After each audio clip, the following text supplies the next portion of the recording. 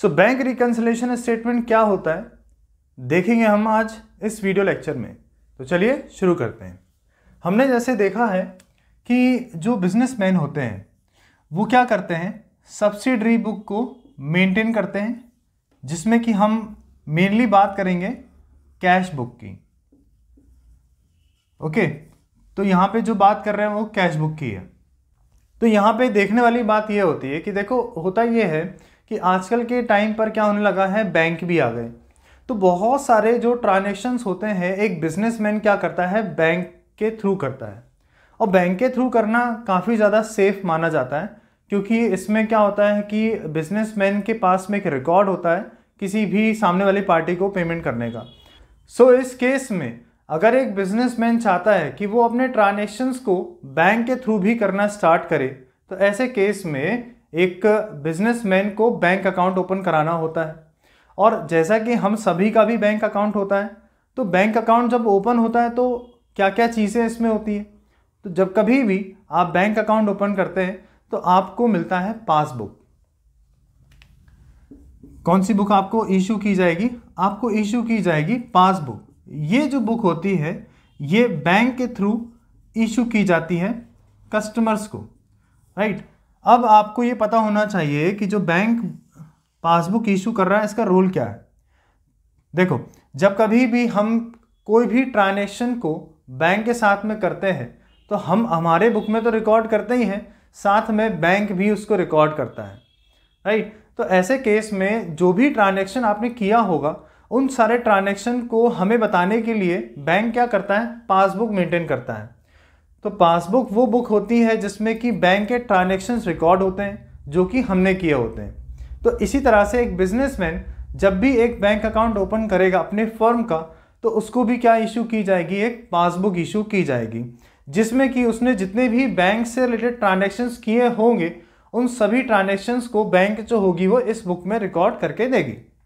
तो जब कभी भी बिजनेसमैन बैंक अकाउंट को ओपन कराता है तो ऐसे केस में वो कैश बुक में कुछ चेंजेस करता है। तो यहाँ जिसमें कि एक कॉलम होगा उसका कैश का और एक और कॉलम बनेगा बैंक अकाउंट का। अब क्या होगा कि यहाँ पे समझने वाली बात यह है, ऐसा कोई भी ट्रांजैक्शन जो कि एक बिजनेसमैन बैंक के साथ करता है या बैंक के थ्रू कोई भी अगर ट्रांजैक्शन हो रहा है, तो ऐसे केस में जो बिजनेसमैन होते हैं वो अपने कैश बुक के अंदर जो बैंक कॉलम होता है उसमें वो रिकॉर्ड करते हैं।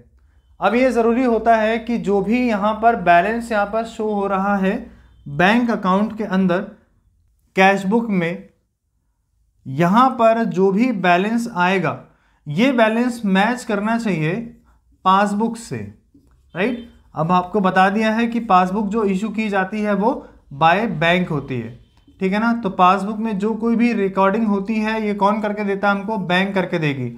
आप इसमें कुछ नहीं कर सकते, राइट। तो जो कोई कुछ भी रिकॉर्डिंग है वो रिकॉर्डिंग जो होगी आपके ट्रांजैक्शंस की वो बैंक करके देगा, और जो जिस भी बुक में वो इशू करके देते हैं उसका नाम होता है पासबुक। तो यहाँ पर पासबुक में भी कोई ना कोई बैलेंस यहाँ पर होगा। तो ज़रूरी ये होता है कि आपके पास जो कैश बुक है जिसमें आपका बैंक अकाउंट आपने बनाया है, इसका जो भी यहाँ पे बैलेंस आ रहा होगा that should be tally with the passbook balance. So ये क्या होना चाहिए, ये दोनों बैलेंसेस जो होना चाहिए वो टैली होना चाहिए।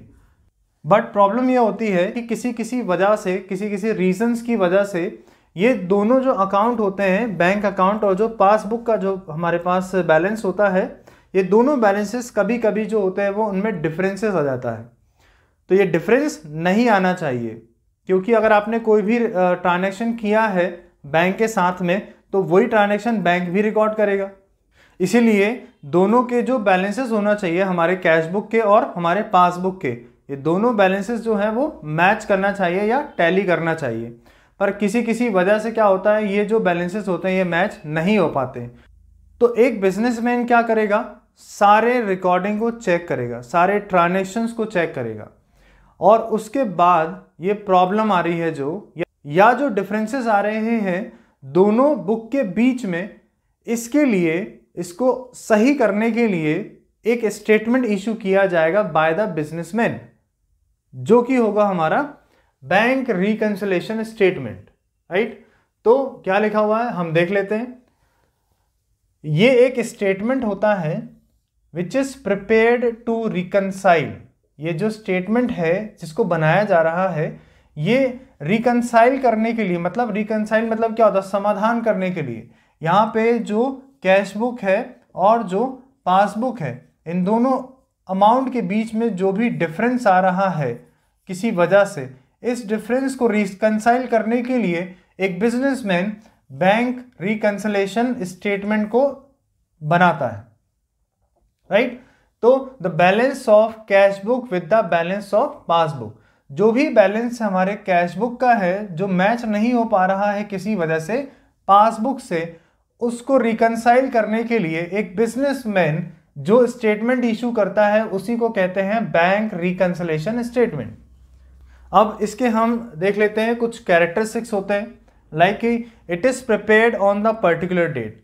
जब कभी भी बैंक रिकंसिलेशन स्टेटमेंट बनाया जाता है, प्रिपेयर किया जाता है बाय द बिजनेसमैन, तो वो किसी एक पर्टिकुलर डेट पे किया जाता है। इसके अलावा जैसा हम आपको बता चुके हैं कि ये जो स्टेटमेंट होता है ये प्रिपेयर किया जाता है बाय द बिजनेसमैन, इसको आप ध्यान रखें।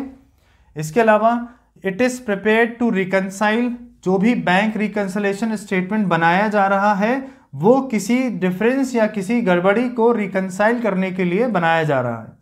इसके अलावा it is prepared when there is a difference, okay. ये स्टेटमेंट तभी बनाया जाता है जब हमारे कैश बुक में और हमारे पासबुक में किसी टाइप का डिफरेंस शो हो रहा है, तभी इस स्टेटमेंट को रिकॉर्ड या पास किया जाता है, ओके। चलो, तो यहां तक की कहानी हमने समझ ली है। अब हम आगे देखेंगे कि ये जो प्रॉब्लम्स आ रही है कि हमारा जो पासबुक है या जो हमारा कैश बुक है, इसके बैलेंसेस जो मैच नहीं हो रहे हैं, उसके कारण क्या है। तो हम देखेंगे कुछ रीज़न यहाँ पर हमको बताए गए। तो यहाँ पे बेसिकली 3 रीजंस होते हैं, मतलब जितने भी टाइप के कारण हो सकते हैं, जितने भी टाइप की वजह हो सकती है, उन सारी वजह को, उन सारे रीजंस को 3 कैटेगरी में डिवाइड किया गया। पहला जो होगा, transactions recorded in cash book but not recorded in passbook. कई बार ये होता है कि जो बिजनेसमैन होते हैं वो किसी ट्रांजैक्शन को अगर कर रहे हैं, तो ऐसे केस में हमने देखा कि हर एक बिजनेसमैन किसी भी मॉनेटरी ट्रांजैक्शन को रिकॉर्ड करता है। तो ऐसे केस में जब भी वो कोई भी ट्रांजैक्शन बैंक के थ्रू कर रहा होगा तो वो तुरंत क्या करेगा, अपनी कैश बुक में लिख लेता है। पर कई बार क्या होता है कि पासबुक में वो चीज़ रिकॉर्ड नहीं हुई है, ये हो सकता है। इसके अलावा transaction recorded in passbook but not recorded in cash book. कोई ऐसे ट्रांजैक्शन हो सकते हैं जो पासबुक में रिकॉर्ड हो चुके हैं, लेकिन एक बिजनेसमैन ने अपने कैश बुक में रिकॉर्ड उसको नहीं किया है, भूल गया है वो, इसी वजह से ये डिफरेंस यहाँ पे शो हो रहा है। और भी अदर ट्रांजैक्शंस होते हैं जिनकी वजह से हमारा कैश बुक और हमारा जो पासबुक होता है इनमें डिफरेंसेस शो होते हैं। तो अब हम इन सभी रीजंस को डिटेल में समझेंगे कि ऐसे कौन कौन से रीजंस होते हैं जिनकी वजह से इन दोनों बुक के बीच में क्या होता है, डिफरेंस आ जाता है। सो यहाँ से अब हम बात करेंगे कि ऐसे कौन कौन से रीजंस होते हैं जिनकी वजह से हमारा कैश बुक का जो बैलेंस होता है वो हमारे पासबुक के बैलेंस से मैच नहीं करता है। चलो देखते हैं। सबसे पहले हम यहाँ पर बात करेंगे transactions recorded in cash book but not recorded in passbook. मतलब कि ऐसे कुछ ट्रांजैक्शंस जो हमने कैश बुक में तो रिकॉर्ड कर लिए हैं लेकिन वो पासबुक में रिकॉर्ड नहीं हुए। तो अब हम देखेंगे कि ऐसे कौन कौन से ट्रांजैक्शंस होते हैं, ठीक है। सबसे पहला जो ट्रांजैक्शन है वो है check issued but not presented for payment in the bank. अब इस ट्रांजैक्शन को ज़रा ध्यान से समझे कि क्या हो रहा है कि हमने हमारे किसी कस्टमर को, मान लीजिए हमने चेक इशू कर दिया, तो हम उस बात की रिकॉर्डिंग तो हम अपने कैश बुक में लिख लेंगे बैंक कॉलम में कि हमने किसी कस्टमर को चेक इशू कर दिया, तो हम तो ये मानेंगे ना कि हमारा उतना बैंक अकाउंट से पैसा जो है वो कम हो जाएगा। लेकिन प्रॉब्लम ये आ रही है कि जो कस्टमर है उसने अभी तक के बैंक में वो चेक जाके जमा नहीं किया है। तो ऐसे केस में ये होगा कि हमारा जो कैश बुक का जो अमाउंट है वो कम दिखाएगा और हमारा जो पासबुक है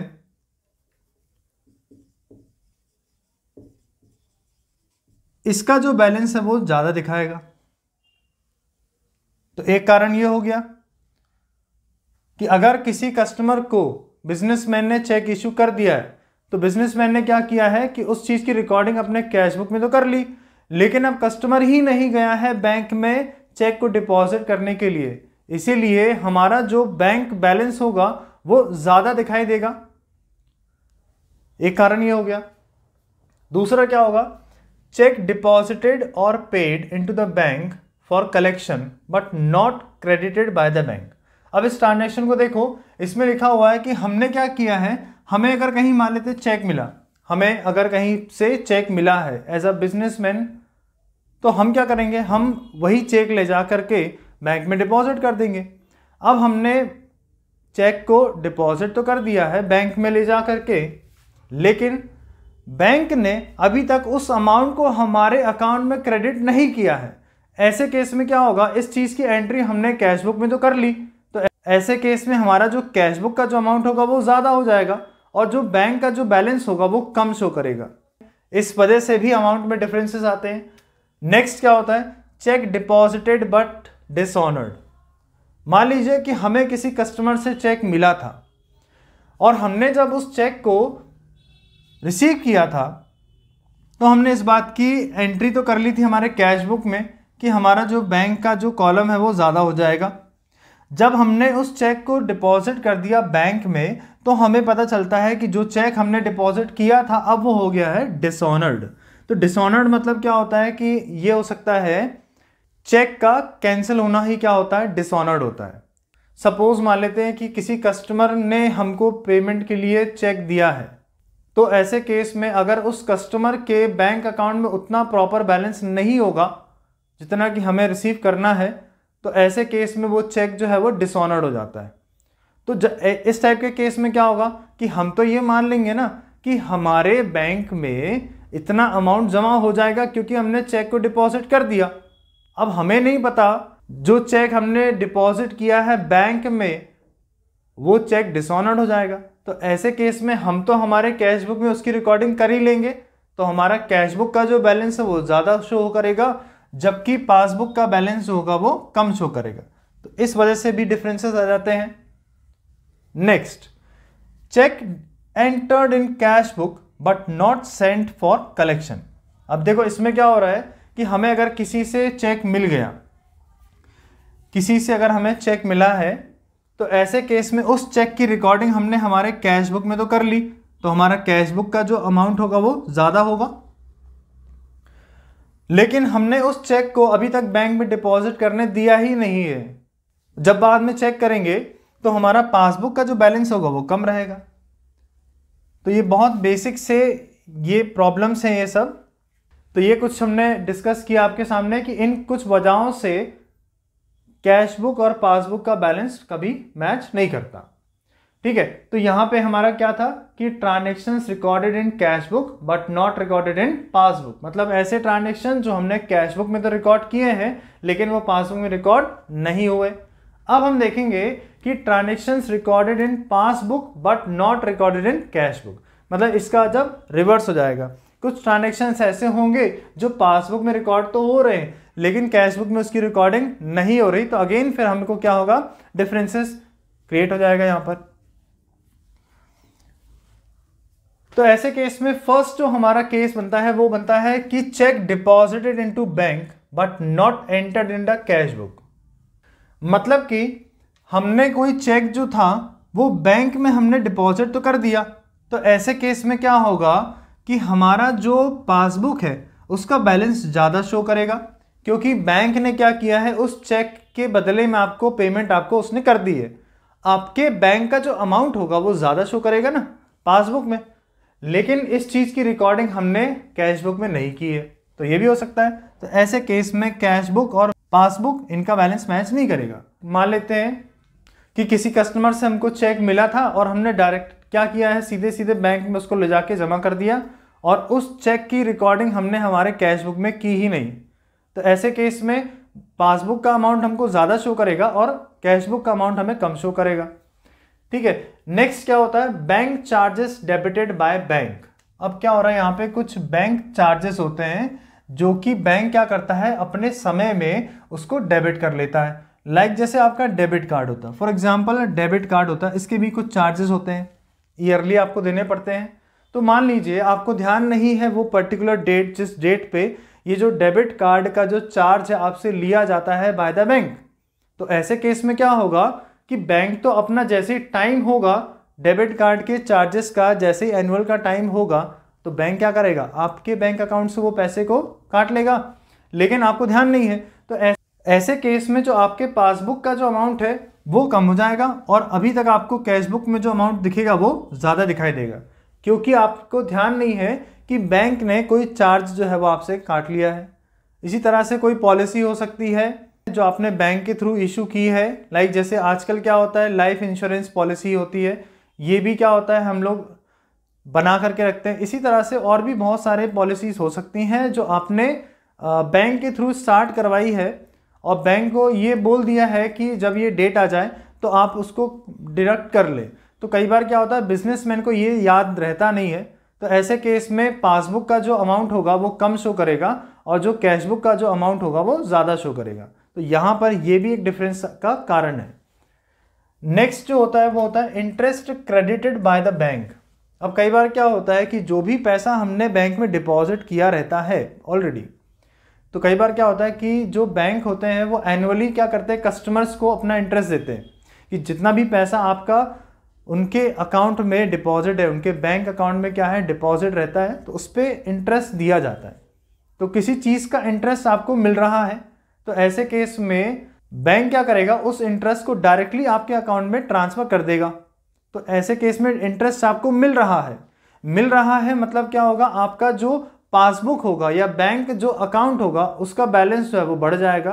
तो इस बात की रिकॉर्डिंग आपके पासबुक में तो होगी ही होगी, बट आपको ध्यान नहीं है। तो आप क्या करोगे, आपका जो कैशबुक का जो अमाउंट होगा यहाँ पे आपने रिकॉर्डिंग नहीं की होगी, तो कैशबुक का जो अमाउंट है वो कम शो करेगा और पासबुक का अमाउंट ज़्यादा शो करेगा। तो यहाँ से आ जाता है एक difference. Okay, now the next is direct payment by bank. जैसा कि मैं आपको इस वाले ट्रांजैक्शन में बता चुका हूँ, सेकंड वाले में वही चीज़ यहाँ पर है। कई बार क्या होता है कि हम बैंक को ये इंस्ट्रक्शन दे देते हैं कि अगर हमारी कोई पॉलिसी वगैरह चल रही है तो उसका जो भी प्रीमियम का अमाउंट जो हमारा हर महीने डिडक्ट होता है, तो हमने बैंक को पहले से ही ये बोल दिया है कि वो जो जैसे ही वो डेट आ जाती है तो आप उतना जो बैलेंस है वो डिडक्ट कर ले हमारे अकाउंट से। तो यहाँ पर क्या हो रहा है, डायरेक्ट पेमेंट हो जा रही है किसके थ्रू, बैंक के थ्रू। तो कई बार ये भी हमें याद नहीं रहता है, तो ऐसे केस में यहाँ पे फिर से डिफरेंसेस जो हैं वो दोनों चीज़ों में क्रिएट हो जाएगा। तो क्या डिफरेंस आएगा बताएं आप लोग मुझे, कि यहाँ पर जो डिफरेंस होगा वो क्या होगा कि पासबुक का जो बैलेंस है वो कम हो जाएगा, कैशबुक का जो बैलेंस है वो ज़्यादा होगा। नेक्स्ट होता है कलेक्शन ऑफ डिविडेंड और इंटरेस्ट बाय द बैंक। तो यहाँ पर ये क्या हो रहा है कि किसी पॉलिसी के अगेंस्ट में जब आपको कोई इंटरेस्ट मिल रहा होता है या अगर आपने कोई शेयर खरीदे होते हैं उसका अगर आपको कोई प्रॉफिट अगर मिल रहा होता है, तो ऐसे केस में बैंक में डायरेक्टली वो प्रॉफिट या वो इंटरेस्ट जो होता है वो हमारे बैंक में डायरेक्टली डिपॉजिट हो जाता है। लेकिन इस बात की नॉलेज या इस बात की इंफॉर्मेशन हमें नहीं होती है, तो इस टाइप के ट्रांजैक्शन की रिकॉर्डिंग हम कैशबुक में नहीं कर पाते। तो ऐसे केस में क्या होगा कि आपका जो पासबुक का जो बैलेंस है वो ज़्यादा शो करेगा और कैशबुक का जो बैलेंस है वो कम शो करेगा।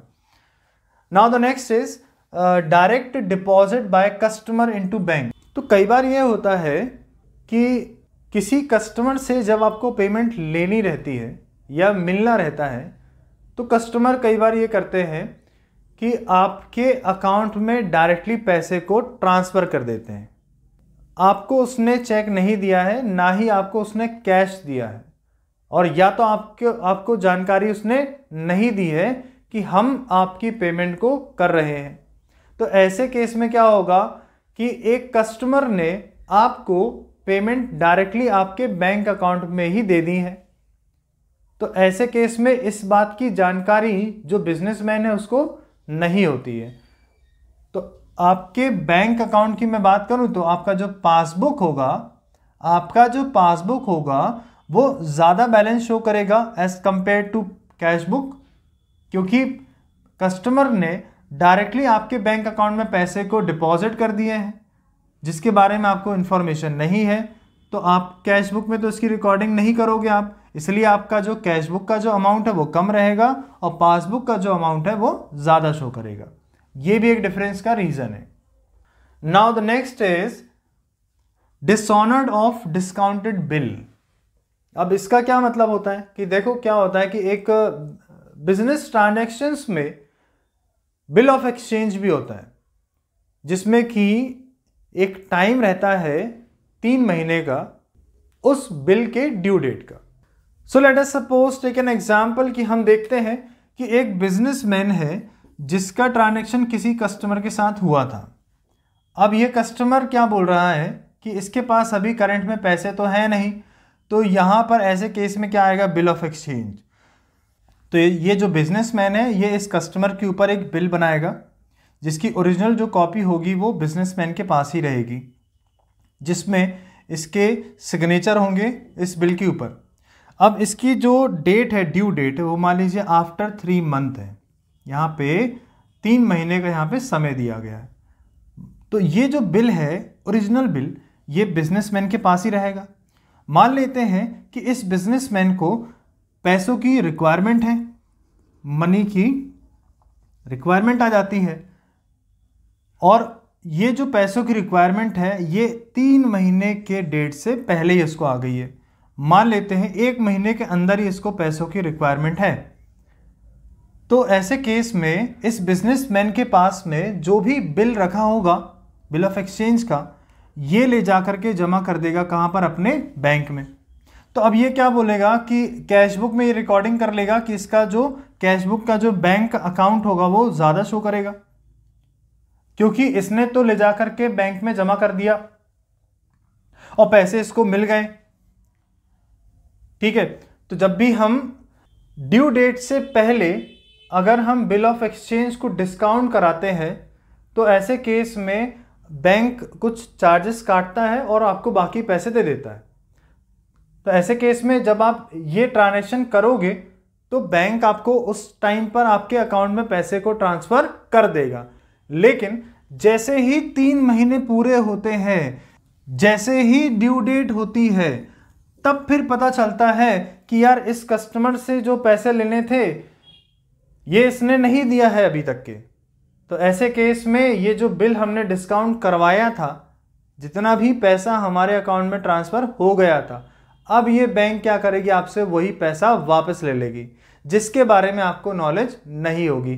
तो यहाँ पे क्या हो जाएगा कि आपका जो पासबुक का जो बैलेंस है वो कम शो करेगा और कैश बुक का जो बैलेंस है वो ज़्यादा शो करेगा। तो ऐसे बहुत सारे ट्रांजैक्शंस होते हैं, ये बहुत ही जनरल ट्रांजैक्शंस होते हैं। इसको अगर आप लॉजिकली भी अगर देखोगे तो एंट्रीज करना बहुत ईजी हो जाएगा आपके लिए। कुछ भी याद रखने की ज़रूरत नहीं है, रटने वाली कोई ज़रूरत नहीं है यहाँ पर। बस आपको दोनों साइड के इम्पैक्ट को देखना है। तो क्वेश्चन में ये सारी चीज़ें मेंशन होती है, बस हमें समझना है कि दोनों साइड में किस तरफ का कौन सा इम्पैक्ट पड़ने वाला है। अब हम डिस्कस करेंगे कि बैंक रिकंसिलिएशन स्टेटमेंट अगर हमें प्रिपेयर करना है तो उसकी मेथड्स क्या क्या होती हैं। तो बेसिकली हम जो पढ़ने वाले हैं वो 2 मेथड के बारे में हम पढ़ेंगे। एक होता है थियोरेटिकल मेथड और एक होता है हमारा प्रैक्टिकल मेथड। ये दोनों मेथड के बेसिस पे हम बैंक रिकंसिलिएशन स्टेटमेंट को प्रिपेयर कर सकते हैं। यहाँ पर आपको समझना यह होगा कि अगर हम थियोरेटिकल मेथड का यूज़ करते हैं बैंक रिकंसिलिएशन स्टेटमेंट को प्रिपेयर करने के लिए, तो हमें कुछ बातों का ध्यान रखना होगा। जैसे कि अगर यहाँ पर आप देखें तो मैंने यहाँ पर एक इसका फॉर्मेट बना के रखा हुआ है, और ये जो फॉर्मेट होता है ये थियोरेटिकल मेथड के लिए है कि अगर आप थियोरेटिकल मेथड कर रहे हो तो ऐसे केस में इस परफॉर्मा या इस फॉर्मेट को हमें फॉलो करना होगा, तब जाके हमारा बैंक रिकंसिलिएशन स्टेटमेंट प्रिपेयर होगा। इसमें खास बात यह होती है कि अगर हम इसको प्रिपेयर करना चाहते हैं थियोरेटिकल मेथड से तो हमें कुछ बातों का ध्यान रखना होगा। जैसे कि इसमें यह होता है कि हमारे पास कुछ बेसिस होते हैं, हमें कुछ बेसिस मान के यहाँ पे चलना पड़ेगा। और वो बेसिस क्या होते हैं? First is balance as per cash book और second one is balance as per passbook. इसका मतलब ये है कि जब हम इसको प्रिपेयर कर रहे होंगे तो हमें या तो balance as per cash book लेना होता है और या फिर बैलेंस एज पर पासबुक लेना होगा हमें।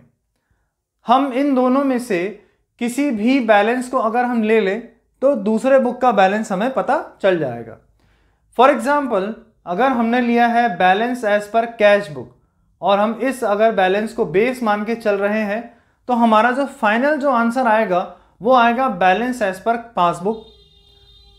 और अगर इन केस कि अगर हमने बैलेंस एज पर पासबुक का बेस बनाया हुआ है तो हमारे पास जो एंड ऑफ द रिजल्ट जो होगा वो बैलेंस हमको मिलेगा balance as per cash book.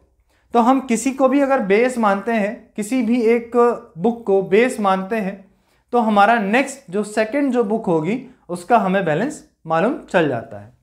ये होता है इसका तरीका बनाने का। दूसरी चीज क्या होती है कि जब आप थियोरेटिकल मेथड से बैंक रिकंसिलिएशन स्टेटमेंट प्रिपेयर कर रहे हो तो हमें कुछ बातों का हमें ध्यान रखना होता है, जैसे कि transactions recorded in cash book but not in passbook. आपके पास में जो भी डेटा होगा आपके बिजनेस से रिलेटेड, ऐसे केस में आपको वो ट्रांजैक्शंस को ध्यान में रखना होगा। उन ट्रांजैक्शंस को पहले अपन को कलेक्ट करना होगा जिन ट्रांजैक्शंस को हमने कैश बुक में तो लिखा है लेकिन पासबुक में हम नहीं लिख पाए। इसके अलावा transaction recorded in passbook but not recorded in cash book, ऐसे ट्रांजैक्शन ढूंढना होगा जो कि हमने पासबुक में तो रिकॉर्ड करवा लिए लेकिन हमारे कैश बुक में हमने रिकॉर्ड नहीं कर पाए। जब आपके पास में ये सारा डेटा होगा तभी आपके काम का है ये मेथड, तभी आप इस मेथड के थ्रू क्या निकाल सकते हो, बैंक रिकंसिलिएशन स्टेटमेंट प्रिपेयर कर सकते हो। अब इस फॉर्मेट में अगर हम ध्यान से देखें तो इसमें सबसे पहले तो ऊपर हेडिंग आ जाएगा बैंक रिकंसिलिएशन स्टेटमेंट, यहां पर आ जाएगा और जिस भी पर्टिकुलर डेट में होगी वो डेट यहां पे मेंशन होगी। इसके अलावा इसके 3 कॉलम है यहां पर। फर्स्ट में हम लिखेंगे पर्टिकुलर्स, नेक्स्ट होगा हमारा डिटेल्स, अमाउंट की डिटेल होगी और यहां पे लास्ट कॉलम जो रहेगा वो अमाउंट रहेगा। सबसे पहले शुरुआत यहां से हो रही है कि balance as per cash book या फिर पासबुक। जैसे कि अभी हमने आपको बताया कि अगर हम balance as per cash book लेके चलते हैं तो आपका जो आंसर आएगा बैलेंस एज पर पासबुक आ जाएगा, और अगर आप बैलेंस एज पर पासबुक लेके चलोगे तो ऐसे केस में जो आपका आंसर आएगा balance as per cash book आएगा। तो यहाँ पे जो भी अपन ने लिया होगा उसका ऑपोजिट यहाँ पर आएगा। इसमें हमें क्या करना होता है, कुछ आइटम्स जो होते हैं जो हमने यहाँ पर क्लासीफाई किया है, जिन डेटा को हमने कलेक्ट कर लिया है कि कुछ ऐसे ट्रांजैक्शंस हो सकते हैं जो हमने पासबुक में रिकॉर्ड किए हैं पर कैश बुक में नहीं किया है, या फिर जो हमने कैश बुक में रिकॉर्ड किया है लेकिन पासबुक में रिकॉर्ड नहीं किया। तो ऐसे केस में ये सारा डेटा हम कलेक्ट करेंगे और हमें इन्हीं डेटास को समझ के पढ़ करके हमें उन डेटा को या तो ऐड करना होता है या तो लेस करना होता है। ठीक है ना। तो यहां पर आप क्या करेंगे, सबसे पहले ऐड वाला फॉर्मेट आ जाएगा यहां पर। तो यहां पे वो सारे ट्रांजैक्शंस होंगे जो यहां पर ऐड करना है, और इसका जो नेचर होता है वो ऑपोजिट चलता है। लेट अस सपोज कि मान लेते हैं कि कुछ भी चीज़ अगर मान लेते हैं हमने पासबुक में किया है पर हम कैश बुक में नहीं कर पाए, तो हम क्या करेंगे, उसको ऐड कर देंगे। और लेस में भी ऐसा ही होता है कि अगर मान लेते हैं कोई चीज़ हमारी पासबुक से माइनस हो गई है बट हमने कैश बुक से माइनस उसको नहीं किया है, तो हम यहाँ पर उसको लेस वाले साइड पर लिखेंगे। तो आपको ऑपोजिट नेचर का लेके यहाँ पे चलना होता है। अब वो किसी का भी हो सकता है, या तो पासबुक के हिसाब से चल रहे हो तो वैसा आपको करना पड़ेगा, और अगर आप कैश बुक के अकॉर्डिंग चल रहे हो तो आपको उस हिसाब से यहाँ पे ट्रांजैक्शंस को रिकॉर्ड करना है। बस आपको ये ध्यान रखना है कि यहाँ पर जो कुछ भी हो रहा है वो सब ऑपोजिट नेचर का होगा। फिर यहाँ पर जब हमारे ऐड वाले जितने भी ट्रांजैक्शंस हम यहाँ रिकॉर्ड कर देंगे, जो हमने पहले ऐड नहीं किए थे अब ऐड करेंगे, जो हमने लेस नहीं किया था अब लेस कर देंगे। तो यहाँ पर जितने भी यहाँ पे ट्रांजैक्शंस होंगे ऐड वाले, उन सबका यहाँ पर हमें 1 बाय 1 अमाउंट लिखना है यहाँ पर, और इसका जो टोटल होगा वो यहाँ वाले कॉलम में आ जाएगा, जिसके बाद हम उसको यहाँ पे नेक्स्ट फॉरवर्ड करेंगे आगे। फिर यहाँ पर क्या होगा कि लेस वाले जितने भी ट्रांजैक्शंस होंगे उन ट्रांजैक्शंस का अमाउंट यहाँ पर आएगा 1 बाय 1, और इसका जो टोटल होगा वो ये आ जाएगा। फिर ये ऐड वाला है और ये सब्ट्रैक्ट वाला है, तो यहाँ पे हम लिख दे रहे हैं, यहाँ पर ये ऐड वाला होगा और ये होगा सब्ट्रैक्ट। तो इनका जो भी फाइनल जो अमाउंट होगा वो यहाँ वाले कॉलम में आएगा, जो कि आपको बताएगा कि ये इसका इफेक्ट है। चलिए आगे देखते हैं इसको करना कैसे है। इसमें शुरुआत में आपको क्या करना होगा कि अगर हम यहाँ पर किसी भी एक को बेस मान रहे हैं, अगर आपने कैश बुक के बैलेंस को एज अ बेस लिया है तो हमें अगेन दो बातों का ध्यान रखना है। आपका जो कैश बुक होगा, एक बिजनेसमैन का जो कैश बुक होगा, इस बुक में जो बैंक का कॉलम है इसका अमाउंट यहां पर रिकॉर्ड होगा। ठीक है, अब ये पॉसिबिलिटी हो सकती है कि कैश बुक के बैंक कॉलम में या तो डेबिट बैलेंस होगा और या फिर क्रेडिट बैलेंस होगा। ठीक है, तो ये बात भी हमको ध्यान रखनी है, क्योंकि अगर डेबिट बैलेंस है एज पर कैश बुक, तब यहाँ पे जो करने का जो तरीका होता है क्वेश्चन को वो चेंज हो जाएगा। और क्रेडिट अगर है, क्रेडिट बैलेंस अगर है, तो क्रेडिट बैलेंस के केस में ट्रांजैक्शंस को अलग तरीके से सॉल्व किया जाता है। नाउ इसमें समझने वाली बात यह है कि अगर आपका जो कैश बुक है उसका जो बैंक का जो कॉलम है, अगर उस कॉलम में डेबिट बैलेंस दिख रहा है, इसका मतलब है कि आपका जो पैसा है वो बैंक में डिपॉजिट है अभी भी। और वही चीज़ पासबुक के हिसाब से क्रेडिट बैलेंस शो किया जाएगा।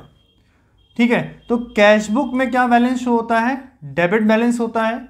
और अगर कैश बुक में बैंक कॉलम का डेबिट बैलेंस शो हो रहा है, इसका मतलब है कि आपके ही फर्म का जो पासबुक होगा उसमें क्रेडिट बैलेंस होगा। और इसको चेंज कर दे तो यहाँ पर अगर आपका जो कैश बुक है उसमें जो बैंक का कॉलम है, अगर वो क्रेडिट बैलेंस शो कर रहा है, इसका मतलब है कि आपके पासबुक में डेबिट बैलेंस शो करेगा। मतलब ये ओवरड्राफ्ट वाली कंडीशन होती है। तो पहले वाले केस में अगर क्रेडिट बैलेंस शो कर रहा है, मतलब आपके पास में बैंक में पैसा जमा है, आपका पैसा डिपॉजिट है बैंक के अंदर।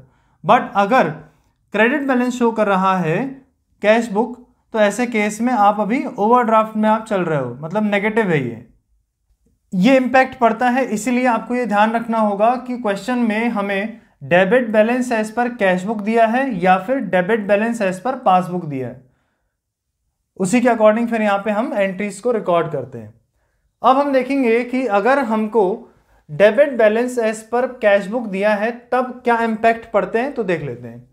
सबसे पहले तो आपको रिकॉर्ड करना होगा यहाँ पर debit balance as per cash book. आपके कैश बुक में जो बैंक का जो कॉलम दिया होगा, उस कॉलम में जो भी अमाउंट शो करेगा वो अमाउंट हम लोग क्या करेंगे, यहाँ पर नोट करेंगे सबसे पहले। अब जैसा हमने बताया आपको कि यहाँ पर जितने भी इंपैक्ट होते हैं सब उल्टे चलेंगे। सपोज फर्स्ट आप देखें कि मैंने ऐड साइड पर लिखा हुआ है check issued but not presented for payment. अब आपको ये समझना है कि इस तरह के ट्रांजैक्शन को ऐड साइड पे क्यों लिखा हुआ है।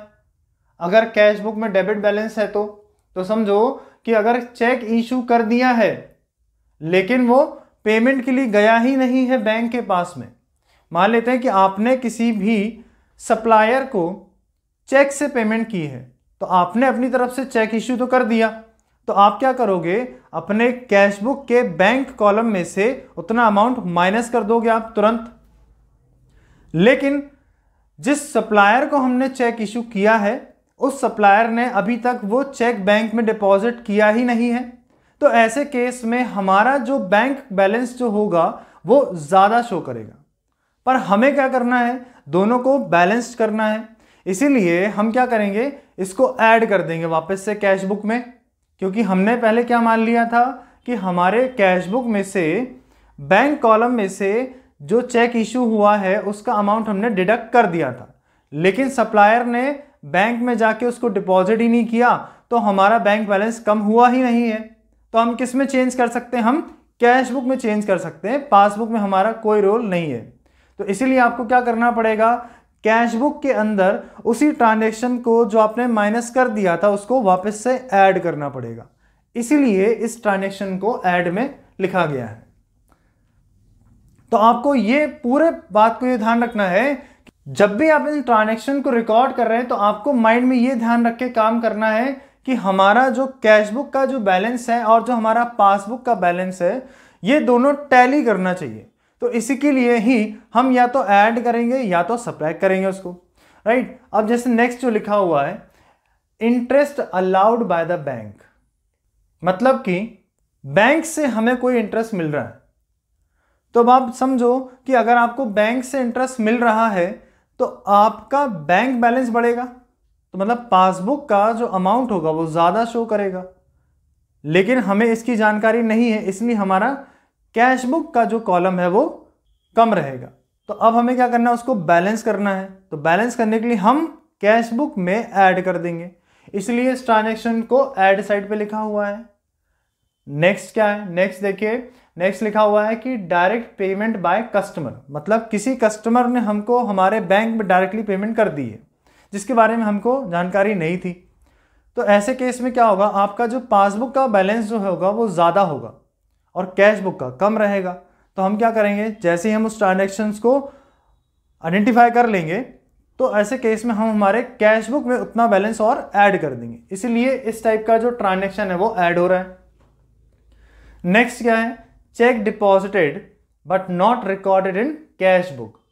मान लीजिए कि अगर हमें या किसी बिजनेसमैन को चेक रिसीव हुआ है किसी कस्टमर से या किसी से भी बिजनेस के टर्म्स में, अगर आपको क्या रिसीव हो रहा है, चेक रिसीव हो रहा है और आपने उस चेक को ले जाके बैंक में जमा कर दिया, बैंक में डिपॉजिट कर दिया है, लेकिन आप उस चीज़ की एंट्री कैश बुक में करना भूल गए हो, तो आप खुद ही लॉजिक लगाओ कि यहाँ पर हमारा कौन सा बैलेंस ज़्यादा शो करेगा, पासबुक का बैलेंस हमारा ज़्यादा शो करेगा और हमें पासबुक के बराबर लाने के लिए ही कैश बुक में ऐड करनी पड़ेगी उस एंट्री को, तब जाके हमारे दोनों चीज़ें जो है वो बैलेंस हो जाएंगी, राइट। तो इसीलिए इन ट्रांजैक्शंस को ऐड किया है। तो आपको खुद ही समझना है, ये मैंने कुछ एग्जाम्पल्स लिए हुए हैं, ऐसे कोई भी ट्रांजैक्शन आ सकते हैं आपको क्वेश्चन में। बस आपको समझना ये होगा कि सबसे पहली बात ये ध्यान रखनी होगी कि अगर debit balance as per cash book दिया है तो हमें बहुत सिंपल सा करना है कि हमें बस ये ध्यान रखना है कि हमें पासबुक के बराबर लाना है अपने सारे ट्रांजैक्शंस को। तो आपको खुद ही समझ के करना पड़ेगा कि कौन सा चीज़ ऐड होगी तो बैलेंस हो जाएगा, कौन सी चीज़ माइनस होगी तो बैलेंस हो जाएगा। ऐसे आप बहुत आसानी से कर सकते हो।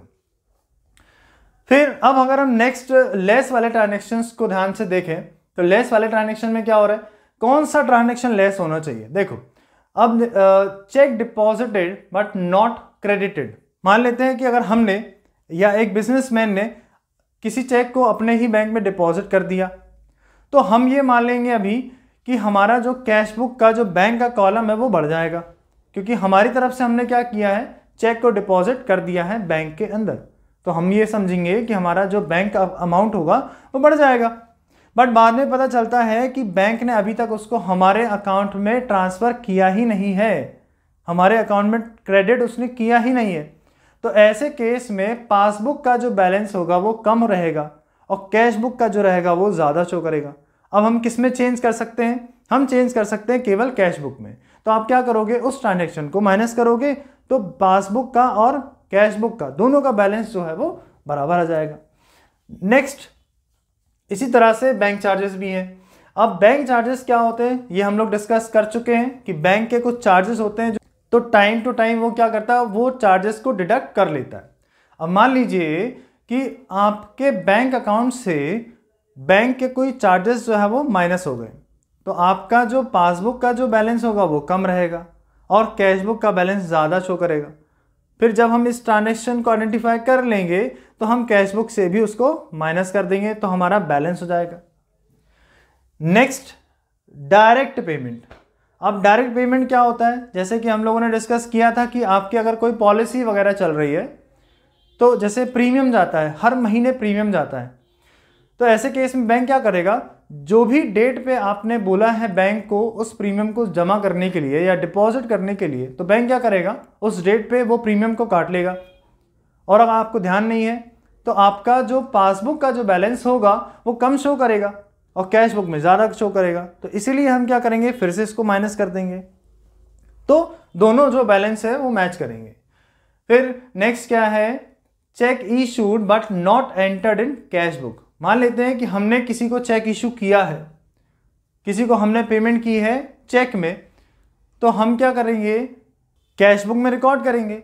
लेकिन क्या लिखा हुआ है कि हमने चेक इशू कर तो दिया है लेकिन हम कैश बुक में इसको रिकॉर्ड करना भूल गए या चेक कैश बुक में रिकॉर्ड नहीं किया। तो ऐसे केस में क्या होगा कि आपके बैंक से वो पैसा तो चला जाएगा, तो इसलिए आपका जो बैंक बैलेंस है या जो पासबुक का जो बैलेंस है वो कम हो जाएगा, पर आप इस एंट्री को अपने कैश बुक में लिखना भूल गए हो, तो ऐसे केस में आपका कैश बुक का जो अमाउंट होगा वो ज़्यादा होगा, तो फिर आपको इसको माइनस करना पड़ेगा, तो फिर वो टैली करेगा। इसी तरह के और भी जो ट्रांजैक्शंस होते हैं उसको आप ठीक तरह से आइडेंटिफाई करिए कि इसका इम्पैक्ट क्या होना चाहिए दोनों अमाउंट को बैलेंस करने के लिए, तो आपको अपने आप ही समझ में आ जाएगा कि कौन से ट्रांजैक्शन ऐड साइड जाएंगे और कौन से वाले लेस साइड जाएंगे। फिर जब ये हमारे ट्रांजैक्शन हम रिकॉर्ड कर लेते हैं तो यहाँ पर इसका टोटल अमाउंट जो होगा वो यहाँ पर आ जाएगा और ये लेस वाले का जो टोटल है वो यहाँ पर आएगा, और फिर इन दोनों का हम लोग डिफरेंस जो होगा वो यहाँ लिखेंगे। तो यहाँ पर क्या आएगा, credit balance as per passbook. ठीक है, तो अगर डेबिट लिया है तो क्रेडिट का आंसर आएगा, और अगर क्रेडिट से शुरू किया है तो डेबिट में आंसर आएगा। सो अब हम देखेंगे कि हमारे पास में नेक्स्ट जो है वो है credit balance as per cash book, जिसको ओवरड्राफ्ट कहते हैं। मतलब कि आपके जो कैश बुक है उसमें जो बैंक का कॉलम होगा, उस कॉलम में जो बैलेंस शो किया जा रहा होगा बैंक के कॉलम में वो होगा हमारा अनफेवरेबल। मतलब कि आपने क्या कर लिया है, ओवरड्राफ्ट किया है या आपने ड्राइंग्स की हुई है जिसकी वजह से आपका जो बैंक का जो कॉलम शो कर रहा है वो क्रेडिट बैलेंस है। अब आपको ध्यान रखना है कि अगर आपके पास में credit balance as per cash book है तो सबसे पहले तो जो भी आपके पास में होगा वो आप यहाँ पे लिखेंगे जो कि नेगेटिव शो कर रहा होगा, और इसी को अनफेवरेबल भी कहा जाता है। अगर डेबिट बैलेंस है तो वो फेवरेबल होता है, और अगर क्रेडिट बैलेंस है तो वो अनफेवरेबल है या फिर ओवरड्राफ्ट है। तो इसमें देखने वाली चीज़ ये है कि जितनी भी सारी चीज़ें हमने debit balance as per cash book में लिखी थी उसका जस्ट ऑपोजिट हो जाता है credit balance as per cash book में। आप वीडियो को पॉज करिए और रिवर्स में जाइए और देखिए कि जो भी सारी चीज़ें हमने debit balance as per cash book में ऐड साइड पे लिखी थी अब वो यहाँ पर आ जाएगा हमारे लेस साइड में, और जो भी सारी चीज़ें हमने उसमें लेस में लिखा था और वो सारी चीज़ें यहाँ पर सारी आ गई हैं ऐड साइड पे। तो जस्ट ऑपोजिट यहाँ पे चलेगा। अगर क्या है, credit balance as per cash book है तो debit balance as per cash book का ऑपोजिट जो इम्पैक्ट है वो यहाँ पे हमको देखने को मिलेगा। अगेन यहाँ पर अगर हमने credit balance as per cash book लिया है तो इन सबके इम्पैक्ट के बाद जो आपको मिलेगा वो मिलेगा debit balance as per passbook. तो ये सारी चीज़ें इसमें देखने को मिलेंगी हमें। बस आपको ये याद रखना है कि जिसका इम्पैक्ट जैसा भी हो रहा है दोनों ही बुक्स को हमें बैलेंस दिखाना होता है, इसीलिए कुछ आइटम्स जो होंगे वो ऐड हो जाएंगे और कुछ जो होगा वो लेस हो जाएगा।